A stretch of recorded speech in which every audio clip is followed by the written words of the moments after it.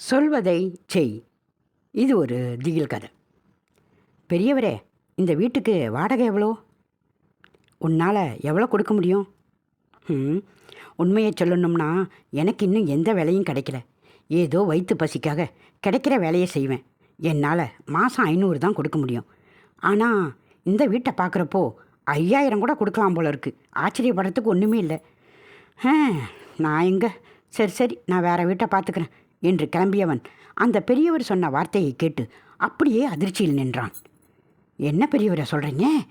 இந்த வீட்டுக்கு 500 கொடுத்தா போதுமா என்றான் ஆச்சரியத்துடன். ஆமாம், இந்த வீட்டுக்கு நீ மாதம் 500 கொடுத்தா போதும். ஆனால் ஒரு கண்டிஷன் என்றவரை கேள்விக்குறியோடு பார்த்தான் ராஜா. அந்த கண்டிஷனுக்கு நீ சம்மதம் சொன்னாதான் உனக்கு இந்த வீடு வாடகைக்கு விடுவேன் என்றார். சொல்லுங்க, அப்படி என்ன கண்டிஷன்?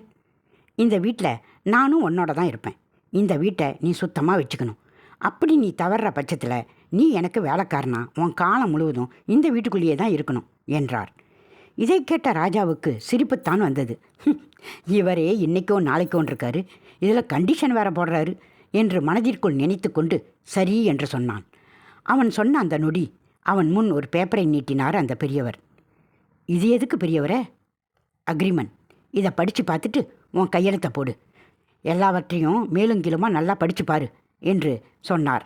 அவனும் நன்றாக படித்து பார்த்துவிட்டு சைன் போட்டான். கூரை வீட்டில் வாழ்கிறவனுக்கு அரண்மனையில் இடம் கிடைச்சது போல இருந்தது ராஜாவுக்கு. அவ்வளவு அருமையான வீடு.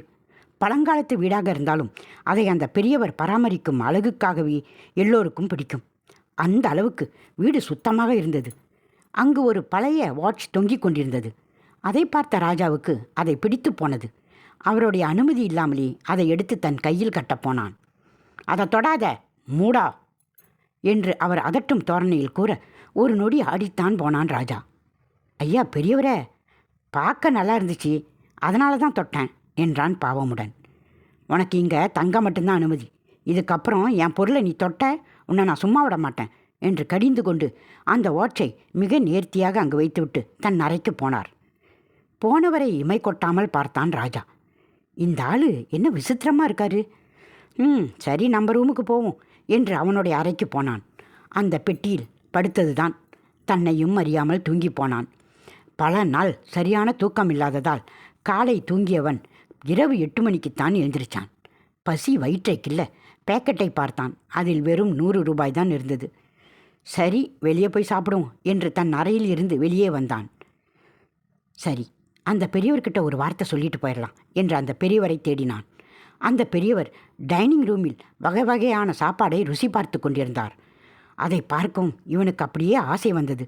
இருந்தாலும் அவரிடம் கேட்க கூச்சப்பட்டு அந்த பெரியவரை கூப்பிட்டான். சொல்லுப்பா, என்ன என்றார். எங்கேயோ வெளியே கிளம்பிட்ட மாதிரி இருக்கு, சாப்பிட போறியா என்றார். ஆமாம் பெரியவரை, பசிக்குது, நான் சாப்பிட்டு வந்துடுறேன். அதெல்லாம் நீ வெளியே ஒன்றும் போய் சாப்பிட வேணாம், இனி நீயும் என் கூட தான் சாப்பிடணும், வா என்று அழைத்தார். அவன் சங்கடப்பட்டு கொண்டு ஆனால் சந்தோஷமாக அங்கே நிற்க அவனை வற்புறுத்தி சாப்பிட வைத்தார். அவருக்கு நன்றி கூறிவிட்டு சாப்பிட ஆரம்பித்தான். அவனுக்கு உள்ளுக்குள் ஒரு சந்தேகம். இத்தனை வகைகளையும் எப்படி மிச்சம் வைக்காமல் சாப்பிட்றாரு என்று. அவன் முக பாவனைகளையே அவனின் கேள்வியை வெளிக்காட்டியது அந்த பெரியவருக்கு.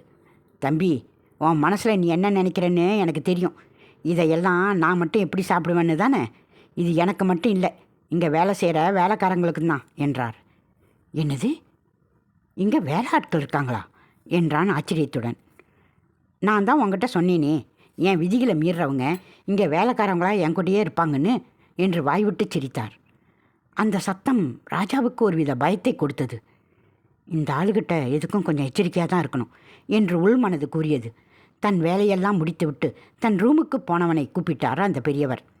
இங்கே பாரு தம்பி, நைட்டு உன் ரூமுக்கு போனனா அடுத்த நாள் காலையில் இங்கே ஒரு பெல் அடிக்கும். அதன் பிறகு தான் நீ வெளியே வரணும். எக்காரணத்தை கொண்டும் நைட்டில் நீ வெளியே வரக்கூடாது, புரிஞ்சுதா என்றார் அதட்டும் தோரணையுடன். பயத்துடனே தலையை ஆட்டிவிட்டு உள்ளே போனான். நல்லா உறங்கி கொண்டிருந்தவனுக்கு திடீரென்று யாரோ பல பேர் சேர்ந்து சத்தம் போட்டு அழுவதைப் போல கேட்டது ராஜாவுக்கு. அந்த சத்தத்தை கேட்டு ராஜா மிரண்டு தான் போனான். அந்த சத்தத்தை உன்னிப்பாக கேட்க அப்படியே ஆடிப்போனான். அவர்கள் எல்லோரும் ஒரே வார்த்தையை தான் உச்சரித்தார்கள். எங்களை மன்னிச்சிடுங்க முதலாளி. ராஜாவுக்கு தன்னையும் மீறி உடல்கள் எல்லாம் நடுங்க ஆரம்பித்தது.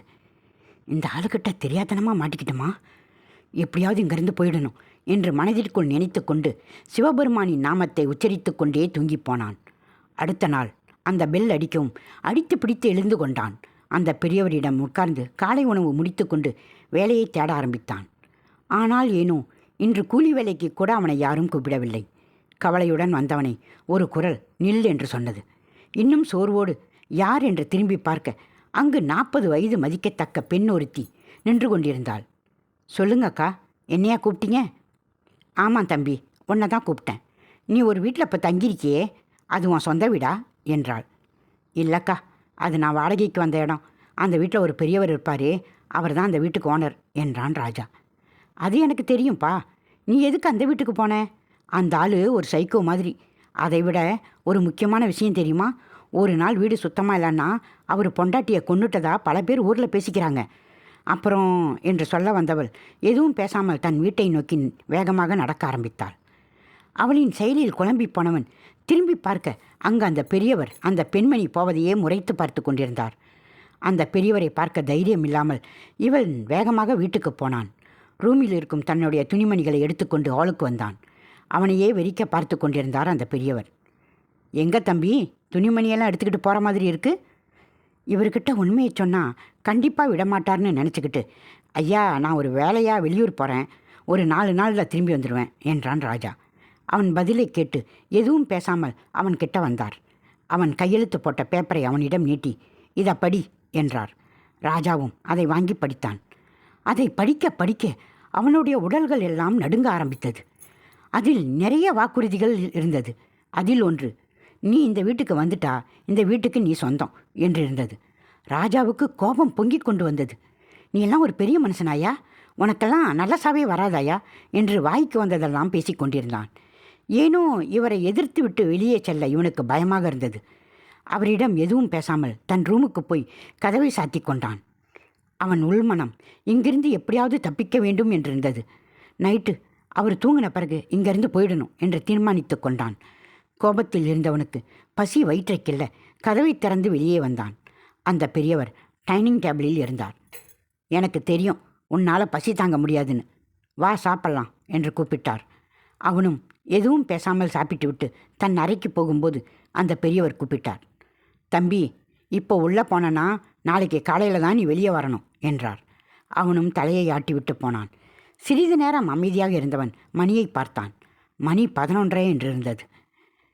இதுதான் தப்பிக்க சரியான வழி என்று நினைத்து கதவு கிட்டே போனான். நேற்று கேட்ட அதே அழுகுரல்கள் இன்றும் கேட்டது. கடவுளே, என்னை காப்பாத்து என்று கூறிக்கொண்டு கதவை திறந்தான். அவன் கதவை திறந்த அந்த நொடி அனைத்து விளக்குகளும் அணைந்தது. அந்த அழுகுரல்கள் அப்படியே நின்று போனது. இவனை சுற்றி ஒரு மாதிரி குளிர்ச்சி பரவியது. இதையெல்லாம் பார்த்த ராஜாவுக்கு இதயம் தாறுமாறாக வெடிக்க ஆரம்பித்தது. தப்பு செஞ்சிட்டோமா என்று அவன் உள்மனம் கதறியது. அவனால் கதவை சாத்தக்கூட முடியவில்லை. நடப்பதை சிலை போல நின்று பார்த்து கொண்டிருந்தான். அந்த சமயம் ஒரு சலங்கை சத்தம் இவனை நோக்கி நடந்து வந்து கொண்டிருந்தது. ராஜாவுக்கு கை கால்கள் எல்லாம் நடுங்க ஆரம்பித்தது. யாரு யாரு ஐயோ என்று பயந்து கொண்டே கேட்டான். நான் தான் என்றது ஒரு பெண் குரல். இந்த வீட்டில் நானும் பெரியோரும் மட்டும்தான் இருக்கும். நீங்கள் யாரு என்று பயத்துடனே கேட்டாள். நானா? நான் யாருன்னா கேட்குறேன்? இதற்கான பதில் உனக்கு கடைசியாக சொல்கிறேன் என்று கூறி, ஐயா கண்ணு இங்கே வா என்றாள் அந்த பெண்மணி. சொல்லுமா என்றார் அந்த பெரியவர். இவனுக்கு வேலைக்கார பட்டம் கொடுத்து துணிமணிகளை எல்லாம் கொடுங்க என்றாள். சரிம்மா என்றார் பெரியவர். ராஜாவுக்கு கண்ணில் இருக்கும் அதிர்ச்சி இன்னும் நீங்கவில்லை. பெரியவரே, யார் இவங்க? என்னமோ சொல்லிட்டு போகிறாங்க, எனக்கு ஒன்றும் புரியலையே. அதுவா தம்பி, நீ நாங்கள் சொல்கிறத கேட்டிருந்தனா ராஜா வாழ்க்கை வளர்ந்துருப்ப. ஆனால் நீ அதை மீறிட்ட. அதனால் இனி நீ எங்களுக்கு அடிமை என்று கூறிக்கொண்டு அங்கு இருக்கும் அனைத்து வேலைக்காரர்களையும் கூப்பிட்டார் பெரியவர். இங்கே பாரு தம்பி, இங்கே இருக்கும் எல்லாரும் ஒன்றை மாதிரி இங்கே வந்தவங்க. இனி நீயும் இவங்களில் ஒருத்தர் என்றார். ராஜா மிரண்டு போய் நின்றான். அந்த பெண்மணி சொல்வதையே பார்த்து கொண்டிருந்தான். அடுத்த நாள் இரவு, எங்களை மன்னிச்சிடுங்க முதலாளி, நாங்கள் உங்கள் பேச்சை மீறிட்டோம். அந்த குரலில் ராஜாவின் குரலும் இருந்தது ஆவியாக. ஐயா கண்ணு, அடுத்த ஆள் இந்த வீட்டுக்கு எப்போ வருவான் என்றாள் அந்த பெண்மணி. இன்னைக்கு ஒருத்தன் வருவானா என்று தன் மனைவியிடம் கூறிக்கொண்டு வீட்டை விட்டு போனார் அந்த பெரியவர்.